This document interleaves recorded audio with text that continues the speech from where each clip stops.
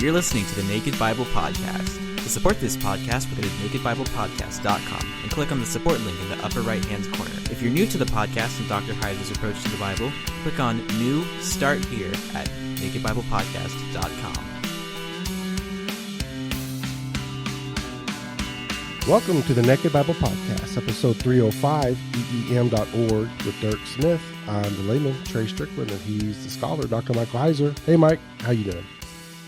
Pretty good. We're getting right down to the wire here on the move. So anytime now, we will be hitting the road and hopefully having fun while we're doing it. Yeah, you're going to have to video it now. You're taking video of it, right? Yeah. No, we'll do some of that. Yeah, for sure. And we'll try to isolate that to the good moments. You need nothing. I was going to say nothing like tragic or unfortunate, breakdowns or just like, I guess, people irritating each other, beyond the point of self-composure. I don't know. Yeah, we'll try to keep it positive. Yeah. We want to follow along as you trek across America. We'll be looking forward to that. I hope y'all have a safe trip and a good trip, and everything goes good. Yep, next time we talk to you, let's see, by the time this show airs, no, we still got a couple more podcasts in us before we have our first one from Florida. Yeah, we'll be at a truck stop somewhere is what you're saying. Yeah, you're going to have to pull over the side of the road to do a couple more podcasts. But well, Mike, this episode, we've got a great topic. It's a great cause. It's the EEM.org is the website if you want to go get more information. But what they're doing is providing basically Bibles for people who are asking for them, and specifically in the region of Eastern Europe. A great cause. Yeah, we're just glad to be able to do this. Absolutely. Well, let's not keep Dirk waiting any longer, and let's just get right into it. Yeah, we're excited to have T. Dirk Smith on. He goes by Dirk, so I will refer to him as Dirk through the rest of the episode here. And this is a ministry that we want to expose all of our listeners to, a ministry aimed at getting Bibles into the hands of really people everywhere in their own language. And so I'm going to ask Dirk to begin with to sort of introduce himself, but I also want to let people know that we're able to have this conversation because of a relationship that Trey has with someone within the organization. So Dirk or Trey, I'm going to let you sort of riff off that, but we want to get to know Dirk a little bit, and then we'll start talking about what it is that you all do. Yeah, it is good to be here, Mike and Trey, and I appreciate the opportunity to be on your podcast. It's an honor to be on this podcast. I appreciate what you are doing for people here and all your listeners with exposure to the Bible and getting it into the hearts of people. Relationship that Trey has is one of our board members, Kevin Taylor. And Trey, I just learned that you guys were childhood friends, I guess. Is that right? Yeah, in we Texas? grew up together. Absolutely. We met on seventh grade football bus. Very nice. Yeah, very nice. Yeah, I'm sure there's some stories there that I might have to get some stories on Kevin after we get off of this podcast. Yeah, Kevin and April are wonderful, wonderful people. He's on our board. But yeah, my background, I did not start in the nonprofit world. I started in for-profit. I've got an MBA and have worked in healthcare consulting for a number of years, and then kind of transitioned over to business consulting up in the Northeast, from Philadelphia originally, and from the Northeast, but lived in Dallas, and then got into fundraising with my alma mater, was where that started, and then made the change. And our organization that I work for, our ministry, is called EEM.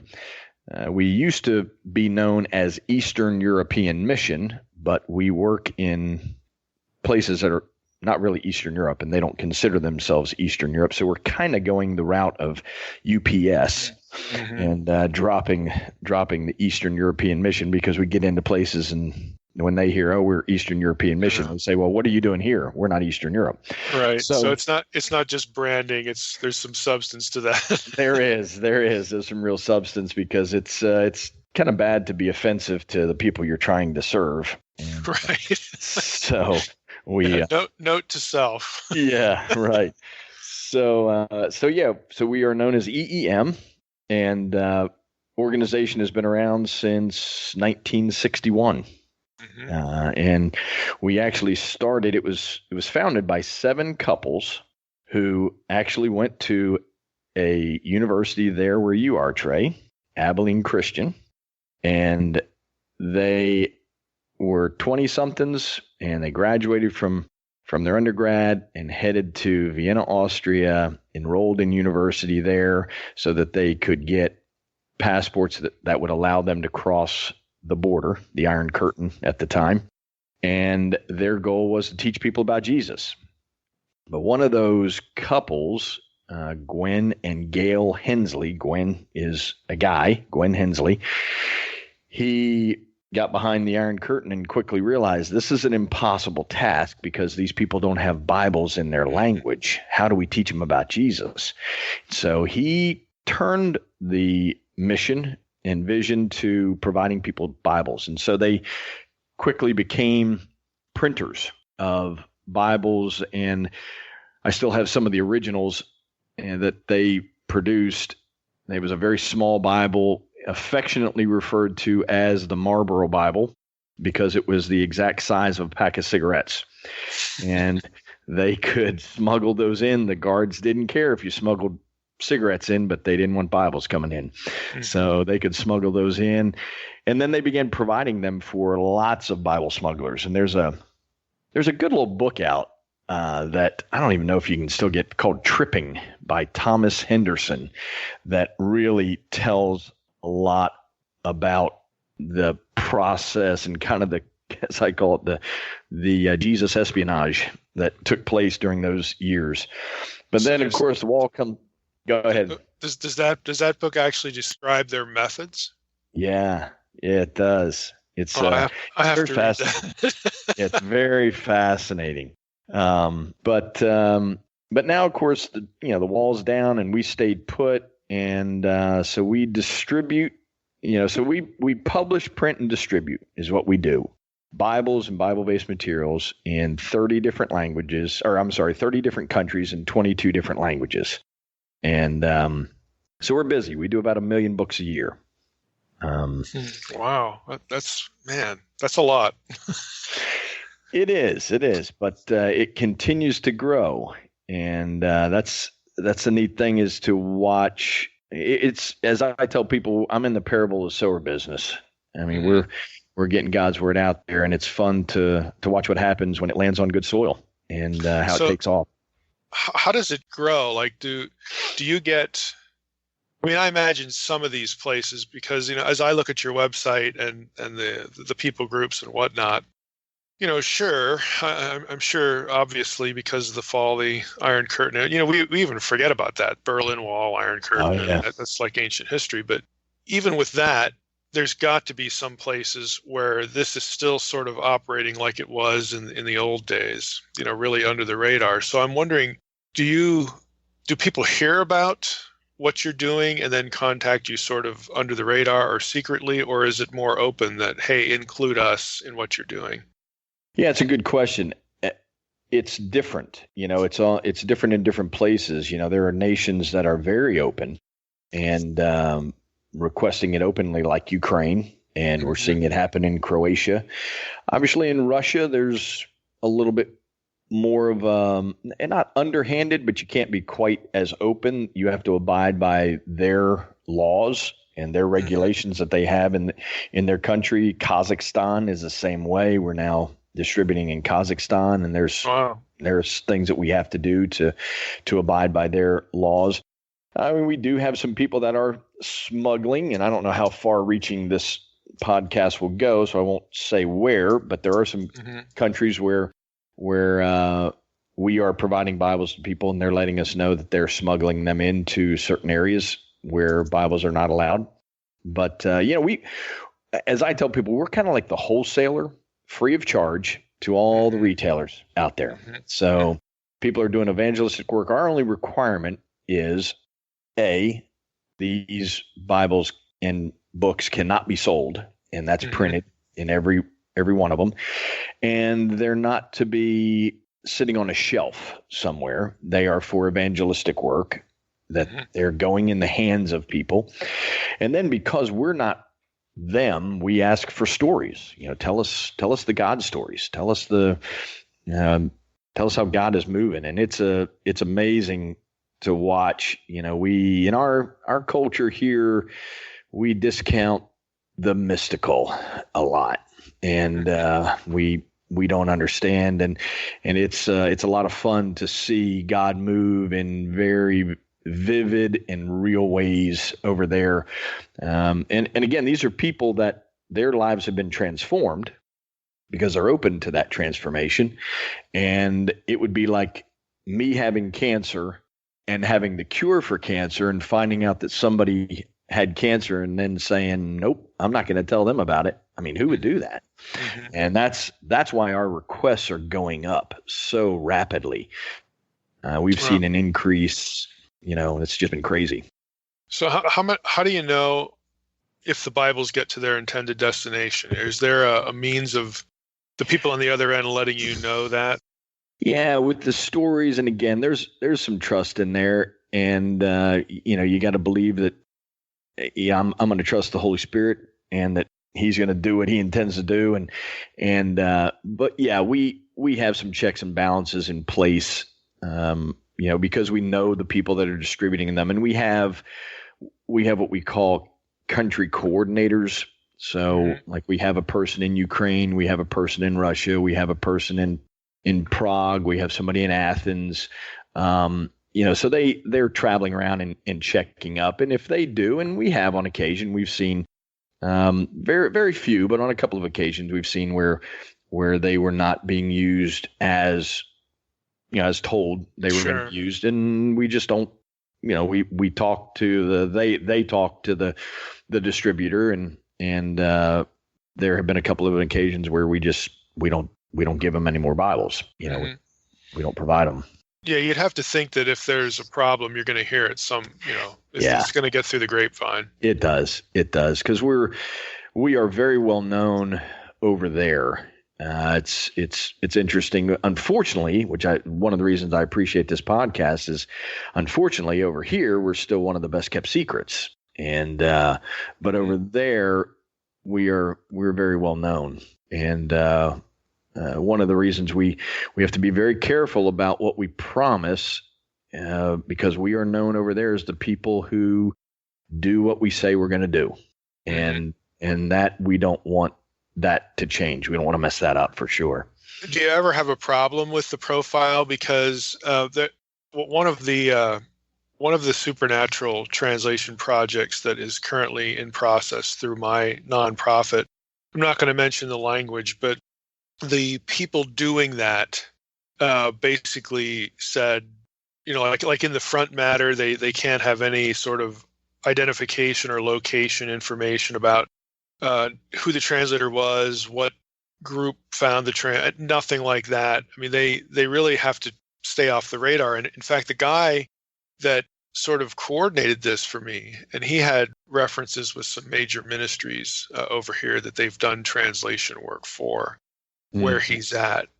Actually, I spent some jail time for what they do. So I'm wondering, do you ever have to work around that, or what kind of care has to be taken? Yeah, depending on the translation that's being done, most of the people that are doing the translation are in areas where their life would not be threatened, but for obvious reasons, and again, don't discuss what languages per se, but yeah, there are some people that their name is never listed. The people that do translation work, really for any of our languages, their name is not listed. They're paid as a contractor, on those projects. Now, Bible translations we get from, Bible societies. Again, I ask people all the time, you do know what the best translation of the Bible is, right? And they'll look at me like, no. I go, it's the one that they'll read. Yeah, the one that they'll read. So, I mean, we don't really care. And again, all these translations, I mean, they're never translated from English to a language. They're translated from the Hebrew and the Greek.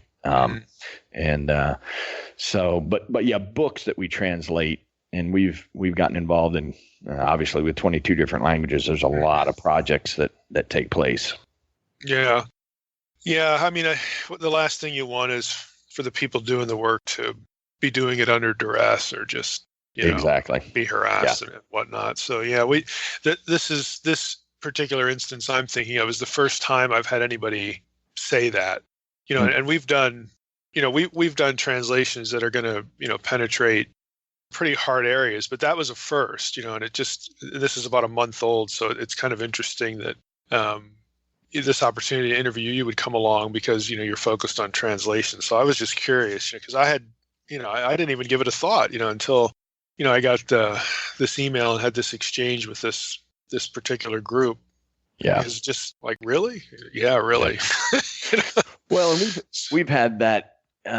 So in November of 2015, I got a call early in the morning, from Europe, and I'm a pretty early morning guy. I mean, all my team knows, does this guy ever sleep? I mean, sleep's a little overrated. I mean, you can get a whole lot more done. I mean, I operate on about 4 or 5 hours of sleep. I mean, you can get a lot done if you don't. People who get 8 hours are just wasting time. But anyway, I got a call early one morning from my counterpart in Vienna, Bart Rubinski, who's our VP of European Operation. He said, Dirk, I got a question for you. We got a request from one of our ministry partners for 4,000 New Testaments in Farsi and Arabic. What do you think? And I said, well, I mean, I got 3 questions. Can we get the translation? Yep, we can get it. I said, all right. Can we get the quality?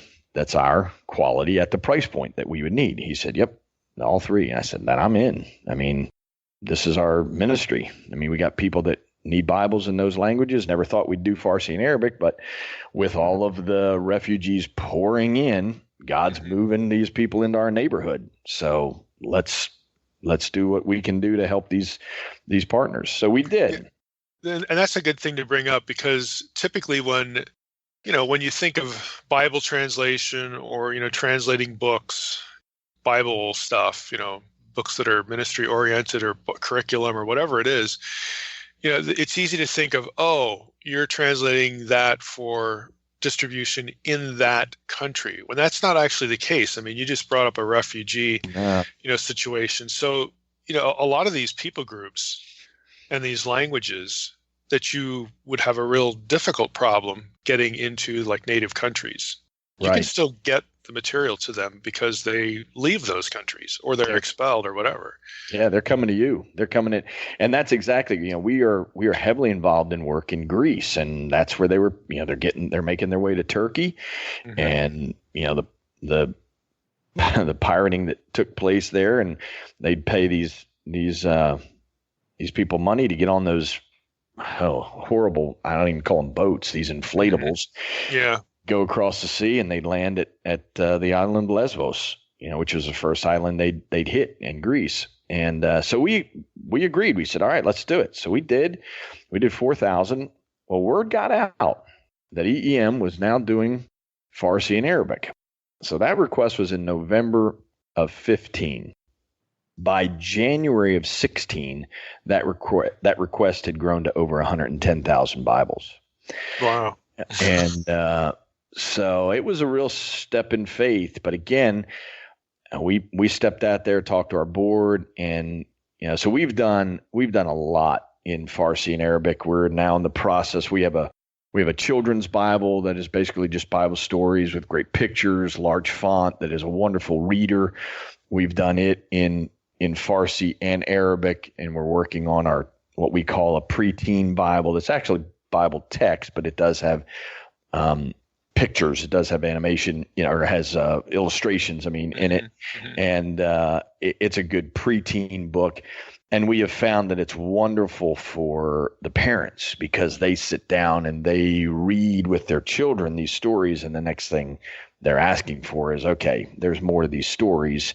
Where can I get a Bible? And and then the Bibles are being distributed as a result of that. So yeah, the Farsi and Arabic has really grown, and we are seeing a movement, I'll tell you, that we've never seen in our lifetime. The number of Muslim refugees that are turning to Christian.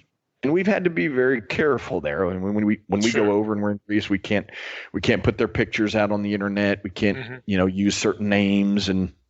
But it's been amazing. But I'll tell you so one of the friends I made there, and he doesn't mind me using his name, but his name is Masood.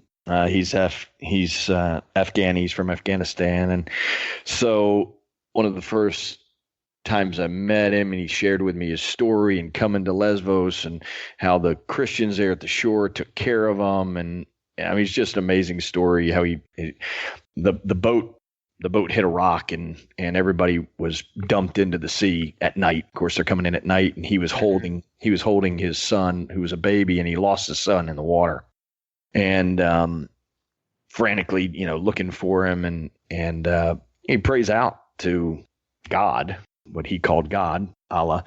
And I think the true God heard him, and he just said, listen, I'm trying to bring my family to safety and do the right thing. Just please save my son. If you're trying to get my attention, you got it. I'm listening. And he comes up one last time after he's frantically looked for him numerous times, and a person from the boat yells, hey, look. And the front of the boat was still intact, and his baby boy was laying right on the front of that boat. He swam over and got him, and he was blue and cold, and he swims to shore, and who meets him on the shore but Christian nurse who takes his baby and checks vitals and everything's good, warms him up by the fire and hands him back to him and said he's good.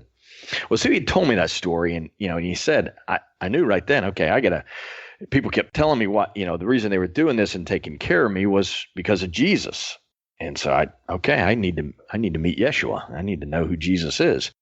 So he had told me that numerous times. I was flying back over there, and I thought, I need to ask Masood something.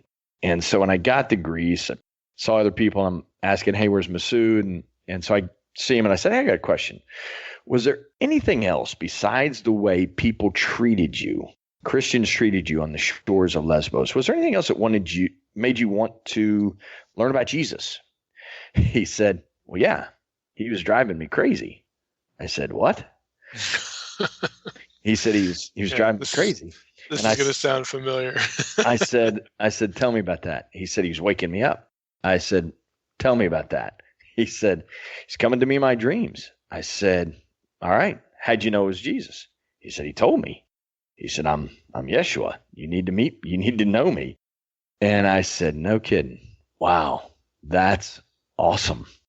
And so I started asking a lot of my friends over there from Afghanistan, from Iran, from Iraq. There's thousands and thousands of refugees there. And I'm telling you, Mike, without exception, same story from all of them. It's really interesting you mentioned that and the Lesbos connection, because people who subscribe to my newsletter are going to know this, but just recently I read Tom Doyle's book, Dreams and Visions, Is Jesus Awakening the Muslim World? And then I also read the book, The Strange Death of Europe, which is about the immigration and demographic, changes. And he has one chapter in there specifically on Greece and the refugee issue, and then the focus is Lesbos. So, listeners should know these numbers.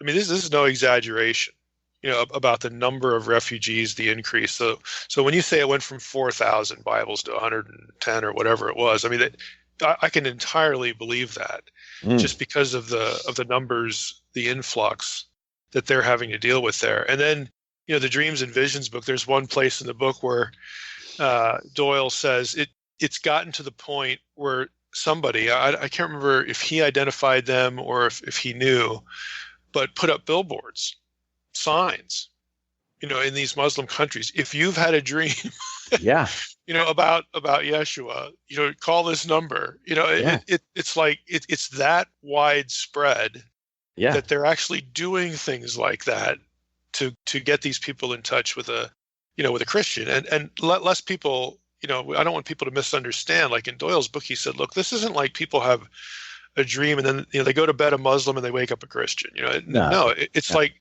they have some sort of encounter or contact that ultimately they get directed to someone who knows the gospel. Yep.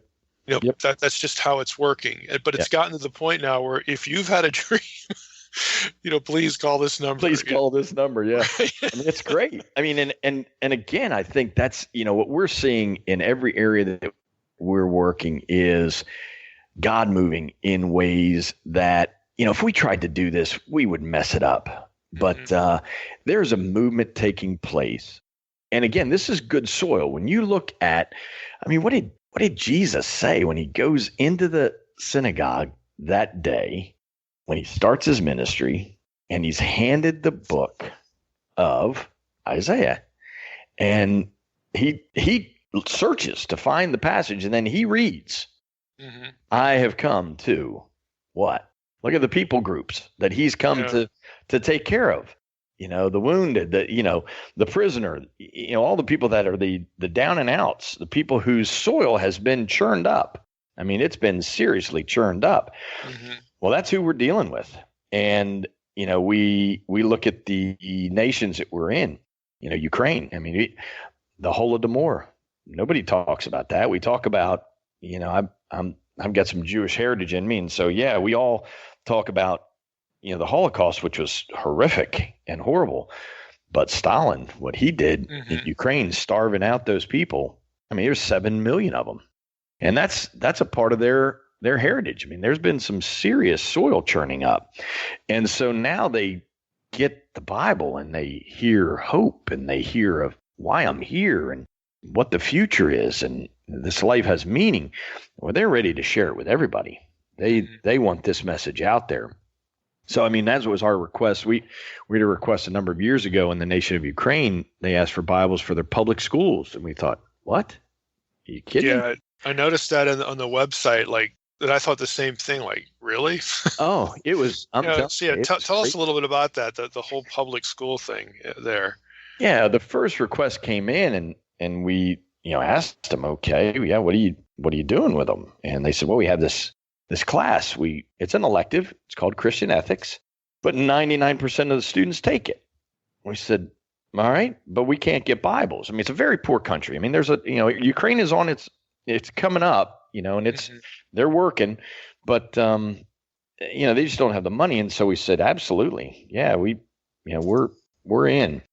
And so we started helping them, and this thing grew. And I don't know, listeners may not know their Ukrainian history and current events, but, they had President Yanukovych was in there and he gets ousted and he flees, goes to Russia for asylum. And then Poroshenko is brought in as the president.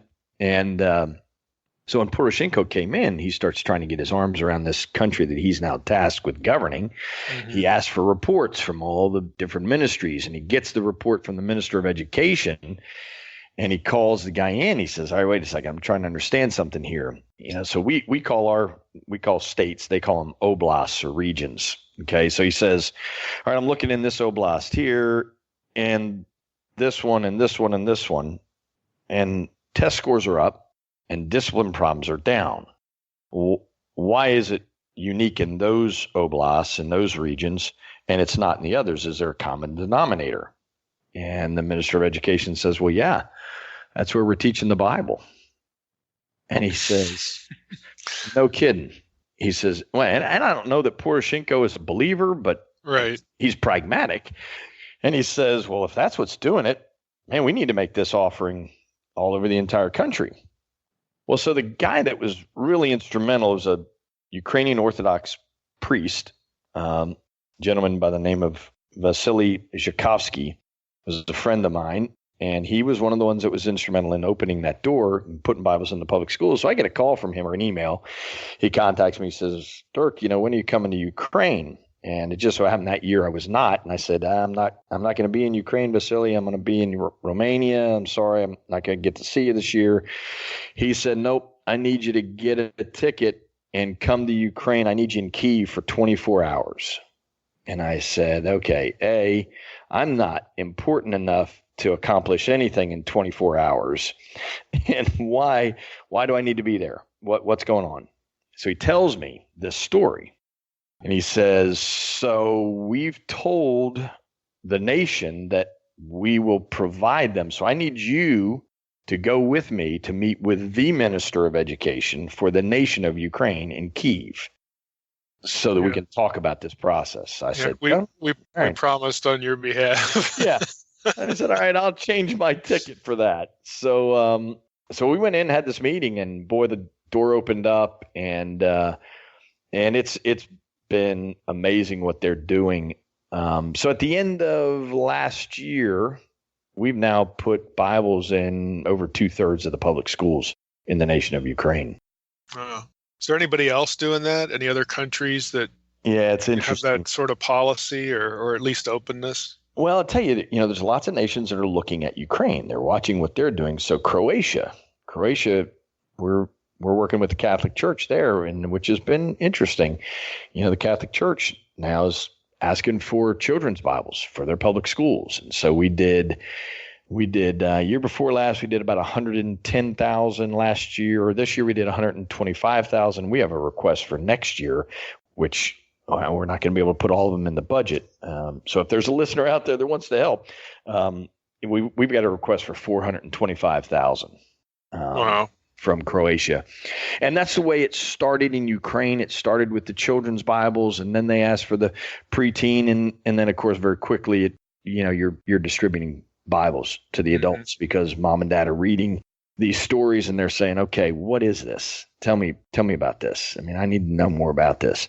And so we're seeing it there. We're also seeing it in Romania, Bulgaria, and Hungary.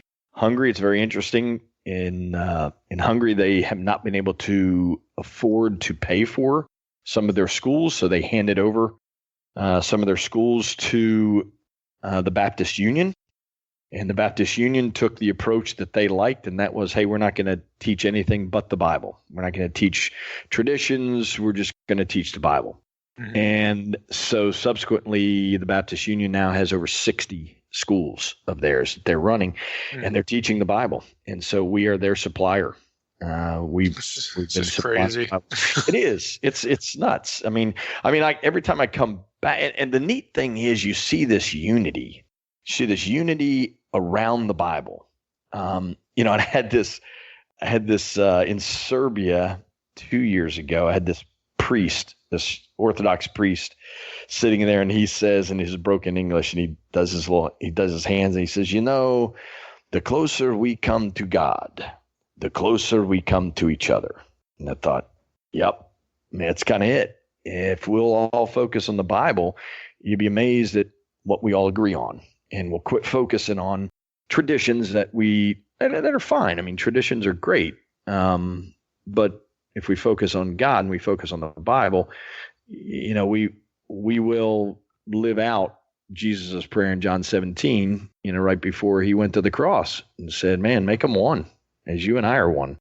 And we're seeing that over there. We're seeing this unity, and people aren't walking away from their traditions necessarily, but they're focused on the Bible and really wanting biblical literacy. This is ironic too, because I've just in the last couple of days, I've had, I say ironic, it feels providential to me, but I've had an exchange. I'm not quite sure where this person lives, but based upon their name, it's probably Eastern Europe, or maybe, maybe a Muslim part of that or something. But in the course of the conversation, it's very evident that this is yet another person. And I get a lot of this where here you have a person, they've come to the Lord, they understand the gospel very clearly. They either latch on to a particular tradition or they've come from within one.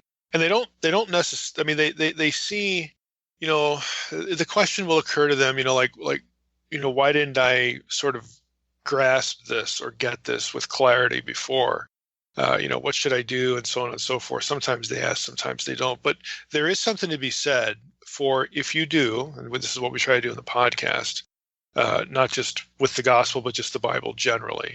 Just let's focus on the text and see what happens. Mm-hmm. And so you get these situations where people are genuine believers. They might be in a tradition where somebody, rightly so, might say, "Good grief, isn't it hard to get the real gospel in there?" And it may be, but I have found that there are people operating within all of these traditions that do understand the gospel very clearly.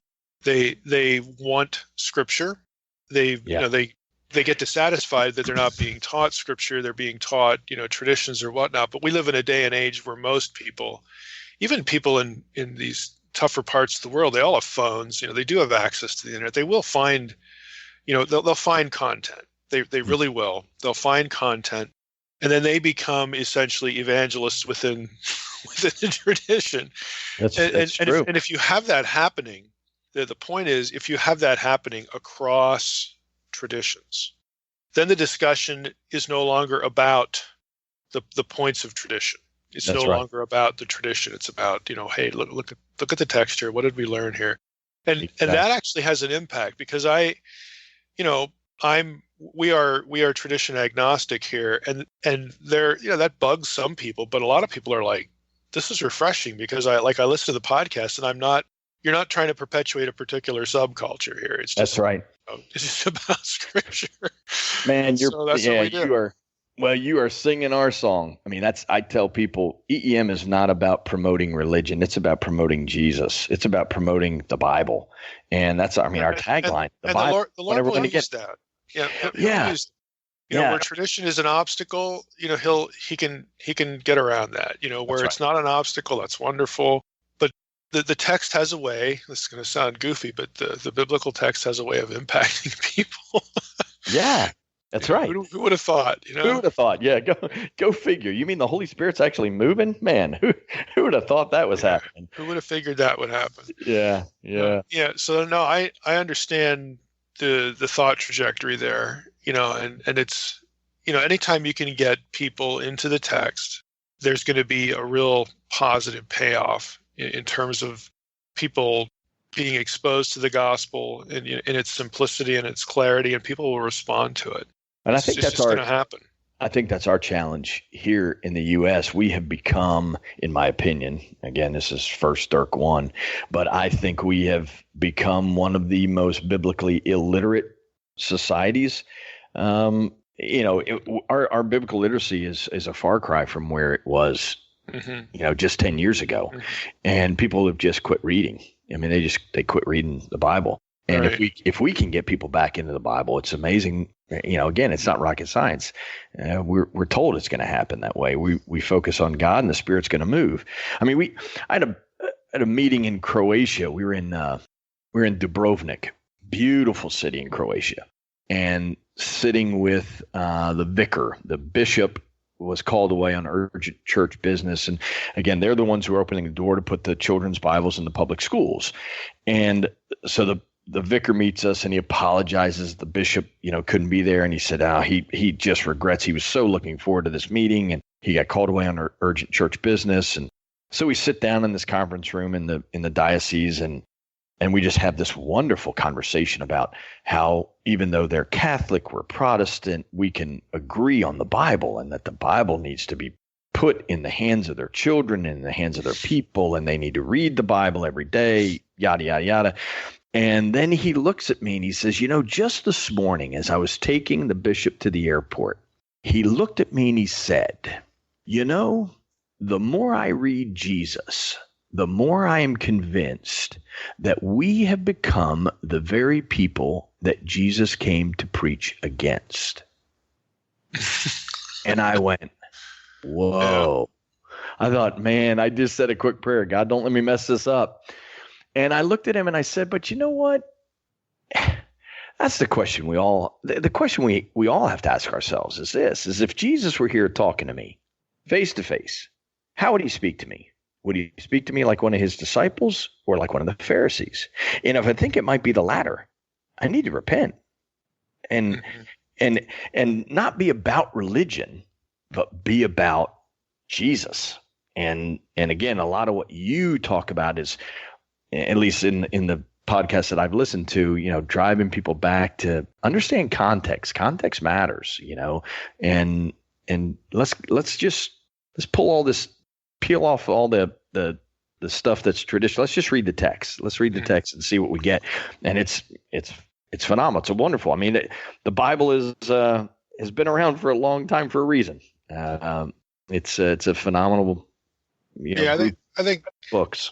I think focusing on the text is it's meaningful for a lot of reasons, but one of them is I think it's one of those things we can do to sort of get out of our own way, where it's very easy to I hate to use the word competition, but here in the West, as we have some misperceptions, that we have some problems, real problems, and some misperceptions too. We have this steady decline, in church membership and church affiliation. Mm-hmm. That doesn't necessarily mean that there's a decline in interest.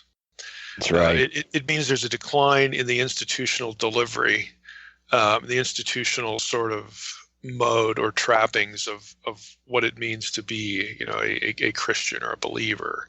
So I think we need to not be too pessimistic, when we see sort of downward trending numbers, because at the end of the day, the answer to that isn't going to be to build another church. It's not going to be, again, to sort of circle the wagons and compete with brethren for the people that want to still come to the building.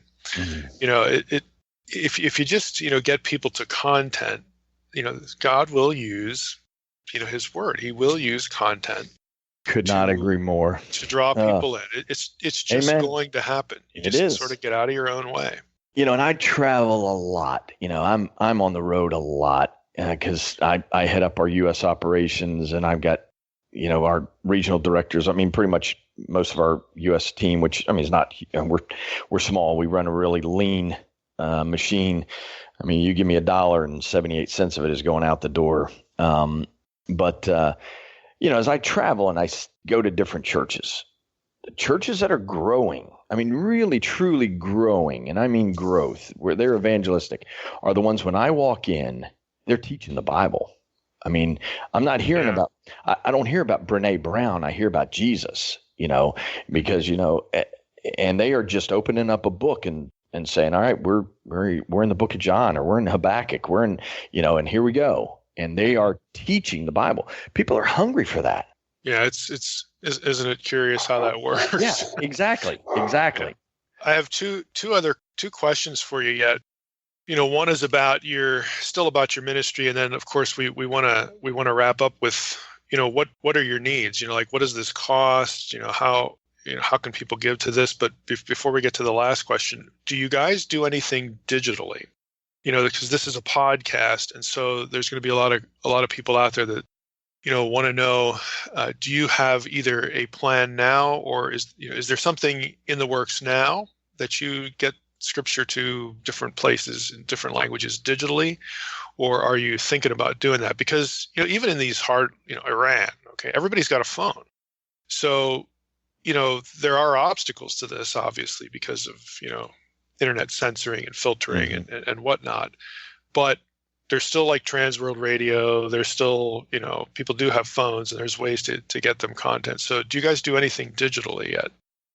We have some of our books, and you'll see them on our EEM Europe website that they can download. But, if somebody wants a digital Bible, you got plenty of options out there for those. So we don't really we don't see a need necessarily there. Now we're talking to the market and listening to what people are requesting. But right now, and we're even seeing this in the U.S., as a traveler, I have my iPad, and I've got a ton of books on my iPad.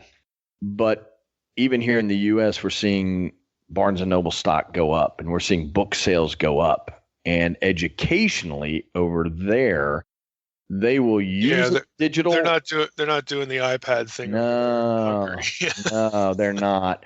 And they might use it as they might have a Bible on their phone. Again, you see smartphones here and there and in Eastern Europe, but they want a book. They want a book. They want the actual paper book. And I mean, our request, for 2019, our budget was $5.35 million, or is $5.35 million. And I turned away because when our European team came and made their requests, I had to say no to $2 million worth of requests, because it's one thing to step out in faith, but it's another thing altogether to be fiscally irresponsible. Right. Yeah. To go under. Yeah. Yeah.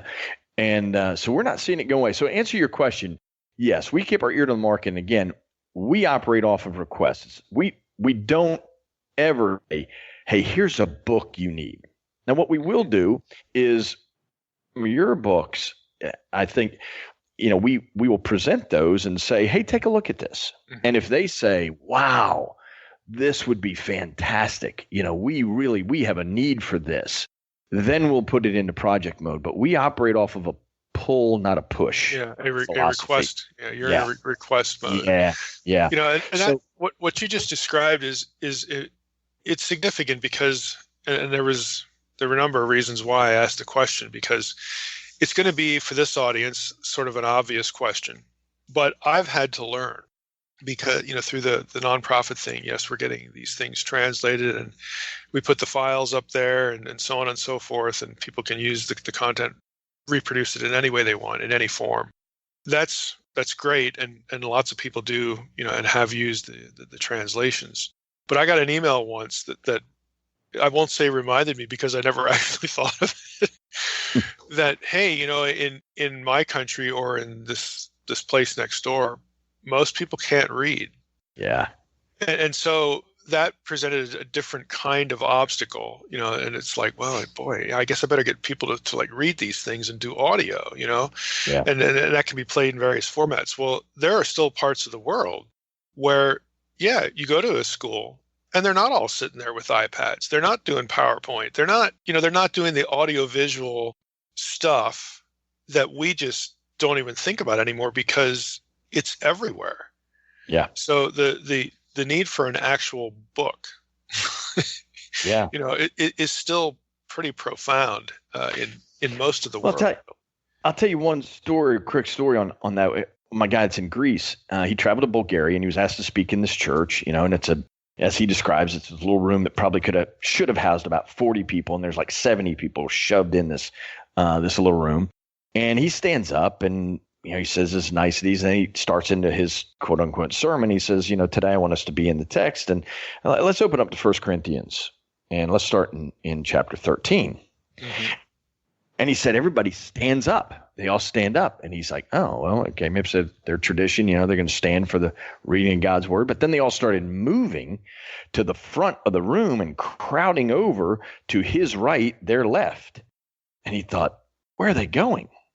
What's happening? And he just kind of paused and he watched till he saw a woman in the front lift up a Bible, the one Bible that they had, up over her head, so that everybody could crowd around and read 1 Corinthians 13.